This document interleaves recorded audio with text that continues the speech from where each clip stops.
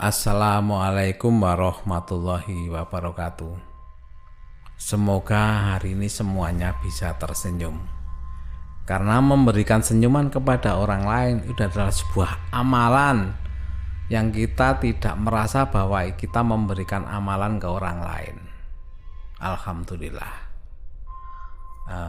Sebelumnya juga saya sampaikan terima kasih untuk teman-teman semua atas subscribe-nya, dan kalau yang masih belum subscribe, silakan subscribe dan bunyikan tanda loncengnya ya, hidupkan tanda loncengnya.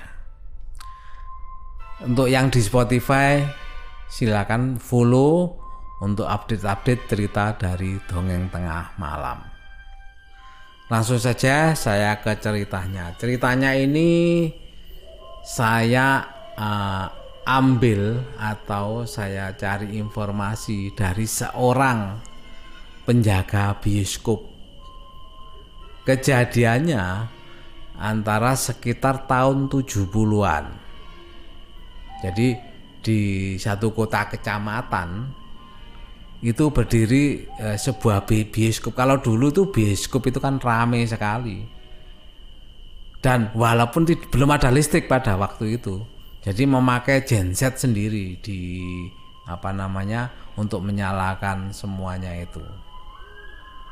Dan sumber yang kami korek keterangannya ini sebut saja namanya Cak Di. Orang-orang biasanya memanggil Cak Di. Nah, Cak Di ini adalah penjaga dari bioskop itu. Sekilas gambaran tentang bioskop zaman dulu ya. Jadi gedung bioskopnya itu ya seperti gedung pertemuan sekarang, samalah. Enggak seperti sekarang ya, yang mewah-mewah itu enggak, hanya kotak seperti gedung pertemuan. Dan kursinya itu pakai kursi kayu. Jadi kursi kayu dijajar gitu, ada sandarannya juga. Jadi tempatnya itu dari atas, dari belakang ke depan agak mulai seperti bioskop zaman sekarang loh, tapi kalau sekarang kan lebih bagus. Belakangnya kan tinggi sekali. Kalau dulu sih enggak ya, asal landai gitu aja. Itu gambaran bioskop zaman dahulu ya, lain dengan sekarang. Dan suaranya itu campur. Dalam artian campur suara genset atau diesel sama suara bioskopnya, yang kooperasi campur jadi satu. Tapi karena nggak ada lain hiburan, ya enjoy, dan itu senang sekali, bangga. Kalau kota kita ada bioskop itu bangga waktu itu. Langsung dari cerita Cak Di ya. Jadi bioskop itu kalau malam hari kan ramai sekali. Ya kalau malam hari. Jadi bioskop ini tayang mulai jam 7 itu biasanya sampai jam 11 atau lebih. Itu tayang pertama. Tayang kedua setelah itu kira-kira selesai kadang sampai jam 12, bahkan sampai jam 1 juga pernah. Apalagi kalau yang dimainkan itu film India, wah bisa 3 jam. Tapi zaman dulu film India itu memang penontonnya membludak. Sama film perang-perang gitu membludak penontonnya. Jadi Cak Di ini jaga sekali mempersiapkan. Jadi sebelum bioskop buka itu Cak Di kan sudah mempersiapkan, menyalakan lampu-lampu, menyalakan genset. Ya ada temennya, tapi yang dipercaya Cak Di ini yang sekalian juga jaga di situ, sekalian yang menyalakan itu. Maksudnya lampu-lampunya. Dan kejadian-kejadian dialami Cak Di ini sebenarnya bagi Cak Di itu sudah seperti biasa, harian kalau dibilang katanya. Jadi gambaran genset itu biasanya kan ditaruh di belakang gedung bioskop, suara dieselnya itu. Nah di samping itu biasanya ada air kolamnya untuk pendingin dieselnya itu. Jadi kalau selesai permainan bioskop itu kan operator selesai semua kan, mati kan sudah selesai kan, selesai kan, orang-orang sudah pulang, sepi kan, mulai sepi. Orang-orang operatornya juga selesai pulang, yang tinggal terakhir memang Cak Di ini. Nah tugas Cak Di ini setelah pulang semua kan mematikan lampu semua dan sekalian kan mematikan genset. Lah di belakang bioskop atau genset ini, tapi di dalam satu gedung ya, bukan di luar ya. Jadi genset itu di dalam gedung, terus ada ruangan, terus di depannya baru layar bioskop. Jadi di belakang ini menurut Cak di tempat genset itu selalu ada penunggunya. Dan penunggunya itu seperti perempuan Jawa. Jadi berpakaian ya ada Jawa itu. Tapi karena Cak Di sudah tahu dan biasa, awalnya sih ya sangat takut sekali awalnya. Begitu malam awal-awal dulu ketemu itu ya lari dia. Lari, matikan, tapi dimatikan begitu langsung lari, matikan langsung lari. Tapi lama-lama Cak Di kan berpikir bahwa ini adalah tempat kerja saya. Dan menurut Cak Di ya untungnya memang si penampak itu nggak pernah mengganggu sih, enggak. Itu yang paling sering muncul kata Cak Di. Beberapa di dalam gedung itu juga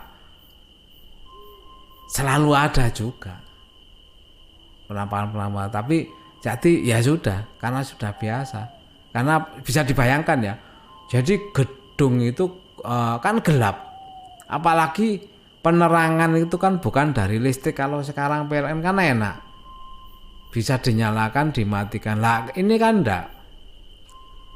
Jadi kalau selesai semua Cak Di kan harus mematikan lampu-lampu semua yang di dalam gedung, begitu mati kan gelap gulita.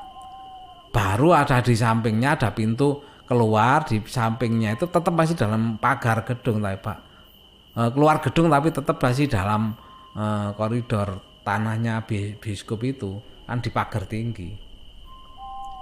Matikan baru terasa gelapnya itu baru terasa. Nah di situ mesti Cak Di akan melihat hal-hal yang di luar orang percaya atau tidak. Ya penampakan hampir semua jenis kata Cak Di.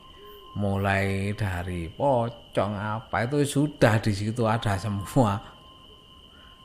Ya kembali lagi karena Cak Di sudah biasa, makanya merasa gak diganggu dan Cak Di merasa juga gak mau mengganggu. Tapi kalau dipikir sebenarnya juga heran. Padahal kalau kan penuh namanya bioskop, penuh sudah, dan itu gak pernah ada gangguan untungnya, ya penuh. Seperti hari biasa matikan karena sudah ya anggaplah sudah kenal sama penghuninya situ, makanya Cak Di ya sudah dimatikan semua, dikunci biasanya. Cak Di gak langsung pulang habis matikan semua, pagarnya dikunci, biasanya gak langsung pulang, biasanya santai-santai dulu, atau setelah gedung dikunci biasanya masih santai-santai dulu, kan depan kan tempat parkir dan tempatnya juga sudah sepi, dan orang jualan yang di luar kan begitu selesai kan ya sudah banyak yang pulang. Biasanya setelah ngunci gedung merokok dulu Cak Di itu, namanya juga dia penjaga ya, kan mesti ngawasi dulu barangkali ada orang di dalam atau apa, karena di dalamnya kan banyak peralatan yang harus diamankan, jangan sampai ada orang masuk. Makanya begitu kunci gedung gitu Cak Di masih santai-santai, nggak tahu nunggu berapa setengah jam atau 1 jam gitu sambil merokok, sampai kira-kira mungkin menjelang pagi jam 2 jam 3, antara 1 jam atau 2 jam menunggu itu sudah mulai keluar, pagar dikunci. Itu harian biasanya Cak Di ya kalau menjaga bioskop itu. Pada suatu hari seperti biasa, Cak Di kan habis selesai pemutaran film dia kan sepi semua, dikunci semua. Nggak tahu Cak Di waktu mematikan lampu gedung dan sebagainya memang kan nggak pernah merhatikan karena sudah hafal. Kalau dia merhatikan, matikan akan melihat hal-hal yang seperti saya ceritakan lagi, ketemu beberapa enggak tahulah penampakan itu. Makanya seperti biasa Cak Di mematikan lampu ya enggak merhatikan, ini lonong aja, di mana ada saklar matikan langsung keluar. Dan saklarnya memang kan gak jauh dari pintu biasanya. Makanya matikan langsung keluar, gak merhatikan di dalam ada apa gak merhatikan. Selesai semua tugasnya, gedung dikunci, nunggulah Cak Di di situ ya seperti biasa yang saya ceritakan tadi sambil ngerokok. Setelah 1 jam Cak Di di luar kan mau siap-siap pulang atau 1 jam lebih lah. Tiba-tiba di dalam gedung itu ada yang berteriak-teriak. Teriak-teriak, gedor-gedor pintu minta tolong. Tapi Cak Di kaget. Loh, malam-malam gini, sepi-sepi gini, lampu sudah dimatikan semua, genset kan sudah dimatikan karena nggak ada listrik pelan dari genset. Ada orang teriak-teriak, antara Cak Di bingung. Antara ini siapa, orang atau bukan, itu kan ya bingung. Cak Di nggak langsung action untuk membuka, enggak, ya masih didengerin dulu. Sebentar, ini apa gitu, orang teriak-teriak ini apa? Setelah diperhatikan ternyata teriak-teriak itu minta tolong lah. Kalau mendengar minta tolong ya sudah, Cak Di jelas. Nah ini mesti orang ada di dalam, tapi aneh. Wong orang ramenya segitu kalau mau pulang itu kan namanya gedung apa tempat kursi duduk itu kan dari kursi belakang ke depan itu kan nggak selebaran. Orang kalau berjalan kan mesti kesenggol, gak mungkin orang tertinggal ketiduran di situ kan rasanya gak mungkin. Masa tidurnya sampai segitu pulasnya sampai nggak terasa orang pada pulang semua. Begitu mendengar bahwa itu orang minta tolong, ya cepet-cepet Cak Di bukakan pintu. Begitu dibukakan, orang itu keluar, bukannya hati-hati, pintu belum dibuka, Cak Di diserondol sampai terjatuh Cak Di. Lah gimana? Orang dibukakan kok nggak mati, malah diserondol sampai terjatuh Cak Di. Ya kaget Cak Di, ini orang beneran apa enggak kok nyermondur sampai Cak Di nggak melihat ini orangnya siapa, kan kaget Cak Di-nya. Begitu bangun Cak Di juga heran loh, ya nyondol kok orang malah tidur. Jadi habis nyondol Cak Di itu dilihat Cak Di orangnya malah tidur. Lah ini tidur apa gimana? Begitu orangnya dibiarin dulu, akhirnya dilihat ke dalam lagi sama Cak Di, ada nggak lagi ada orang, dan itu tadi apa orang beneran, akhirnya nggak ada, sepi karena sudah dikunci sama Cak Di. Ternyata setelah dilihat orangnya ternyata tidak sadarkan diri, ya akhirnya repot lah Cak Di, akhirnya digotong, ditaruh di tempat duduk di luar maksudnya. Sampai dikasih minum, dikasih apa sampai sadar. Begitu sadar masih belum bisa ngomong. Orang itu seperti orang yang orang kalau ketakutan berlebihan itu gimana ya, dijak ngomong itu rasanya sulit gitu loh. Orang masih matanya tajam lihat kanan kiri gitu loh. Akhirnya dibiarin sama Cak Di, ditenangkan, kasih minum supaya tenang karena orangnya memang pucat sekali, benar-benar orang yang ketakutan menurut Cak Di. Hanya sudah supaya nggak tetap di dalam situ, orangnya kan seperti melihat gedung itu seperti sebuah momok gitu, mau menakutkan. Hanya sahabat Cak Di dijak keluar dari area bioskop, pintu pagar dikunci sama Cak Di, didudukan di situ di luar. Alhamdulillah mulai tenang anak ini. Ditanyai, loh kamu kok masih di dalam itu loh, gimana ceritanya? Akhirnya ceritalah pemuda ini. Jadi dia itu sebenarnya nonton tidak sendirian, jadi dia nonton sama teman-temannya. Nggak tahu temennya gimana, kok dia ditinggal sendirian karena dia tertidur gitu loh. Padahal kalau dibayangkan ya, bisa tertidur tuh hebat. Gimana enggak hebat, wong kursi biskup dari kayu, apalagi sandarannya bukan sandaran seperti kursi istirahat itu ya yang ada landai, sandarannya ya kencang. Lah kok ya bisa tidur, apalagi tidurnya sampai nggak bisa terbangun. Ya sudah, jadi lu terus ngapain kamu sampai berteriak-teriak kayak gitu sampai menakutkan. Untung saya belum, kalau pulang kamu ya nggak bisa keluar tadi. Iya Pak, dia sangat terima kasih dibuka akhirnya cerita. Jadi pada waktu dia tertidur, dia nggak merasa kalau sudah selesai putaran film dan orang-orang sudah pada pulang.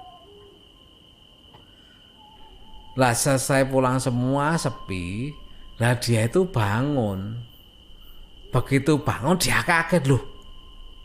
Kok gelap tapi suasananya kok rame.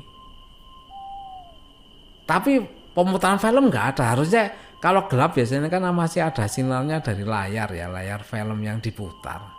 Nah ini nggak ada sama sekali. Ya namanya bangun masih belum sadar penuh. Pikirannya kan masih belum selesai, tapi dipikir kok gelapnya gelap sekali. Karena gelap ya curiga, nah itu kok gelap semua tapi kok begitu dia menoleh, dia sebenarnya nggak kuat mau ngelihat itu. Yang dilihat ternyata apa? Jadi yang dilihat itu bukan manusia. Yang dilihat itu adalah pocong. Ada perempuan berambut panjang. Ya begitu ngelihat itu siapa yang nggak takut? Saya aja mendengar cerita aja sampai merinding. Ya dia sangat takut. Takut gemetar. Antara mau lari nggak bisa lari. Ya orang kaget tercekat melihat sesuatu yang menakutkan. Orang kan seperti apa ya? Kalau video seperti di post gitu loh. Dia nggak bisa bergerak, nggak bisa apa. Akhirnya dia berusaha bergerak. Begitu dia bisa bergerak ya sudah. Dia sambil merem itu lari katanya. Nah gimana nggak merem katanya, takutnya bukan main. Kalau nggak lari di situ ya dia mati kaku. Makanya dia sambil merem lari meraba-raba wis nggak tahu ada siapa di sana. Pokoknya dia lewat aja. Ya sempat katanya dia merasakan ada seperti apa namanya nyenggol kain atau apa, nggak dirasakan. Saking takutnya ya apa caranya bisa keluar. Begitu lepas dari kursi ya otomatis dia lari kan arahnya kan bukan arah ke depan, ke belakangnya dia. Karena apa? Pintu keluarnya kan di belakang. Begitu lari buka mata, tahu pintu kan gelap ya, tapi karena orang terbiasa gelap kan mesti bisa ngelihat samar-samar. Begitu melihat pintu tetap dia gedor-gedor teriak. Sebenarnya wah kalau dibilang sudah dia rasanya gak bisa dibicarakan rasa takutnya. Gedor-gedor itu katanya seperti walaupun hanya mungkin semenit atau setengah menit rasanya setahun katanya. Saking takutnya dia. Gedor-gedor teriak-teriak. Ya untungnya ada Cak Di yang masih di situ. Sampai dia keluar dibukakan itu bukan karena maksudnya dia nubruk Cak Di. Dia sangat minta maaf sekali sama Cak Di karena apa? Menubruk Cak Di sampai Cak Di terjatuh. Dan setelah dia bisa keluar katanya sudah dia nggak sadarkan diri lagi. Tahu-tahu kok ada di kursi ditolong. Makanya dia melihat Cak Di pun masih rasa takutnya masih ada. Akhirnya cerita gitu ya sudah Cak Di menenangkan dah nggak ada apa-apa. Lah untungnya kata Cak Di. Untungnya sebenarnya Cak Di itu di belakang kan tadi diceritakan bahwa ada perempuan yang berpakaian Jawa ya. Untuk itu yang paling menakutkan sebenarnya ada lagi di belakang itu katanya perempuan yang kalau dibilang sangat menakutkan. Cak Di paling takut sama itu, tapi untungnya ya sudah Cak Di nggak pernah merhatikan. Jadi di dalam sebenarnya ada perempuan yang seperti orang ngiler ya, tapi ngilernya ngiler darah. Bisa dibayangkan kata Cak Di betapa menakutkannya sebenarnya kalau ketemu itu. Makanya Cak Di kalau selesai matikan semua bergegas cepet-cepet keluar supaya nggak ketemu sama perempuan yang paling menakutkan itu. Akhirnya pemuda itu sama Cakdi ditanyai rumahmu di mana. Ternyata rumahnya agak lumayan cukup jauh sih. Ya karena kasihan akhirnya sudah diantarkanlah sama Cakdi pulang sampai ke rumahnya. Ya orang tuanya sebenarnya juga khawatir kok baru malam-malam gini baru pulang, akhirnya juga diceritain sama Cakdi. Jadi ada kejadian-kejadian yang dialami sama anak muda tadi. Ya udah akhirnya orang tuanya terima kasih. Akhirnya Cakdi ya sudahlah selesai tugasnya mengantar akhirnya pulang. Ya itu tadi cerita tentang bioskop. Nanti kedepannya mungkin masih ada sambungannya cerita ini mengenai kejadian di luar bioskop yang mungkin yang biasanya dilihat sama penduduk kampung di belakang bioskop tersebut. Sampai di sini dulu. Terima kasih sudah mendengarkan. Saya akhiri. Wassalamualaikum warahmatullahi wabarakatuh.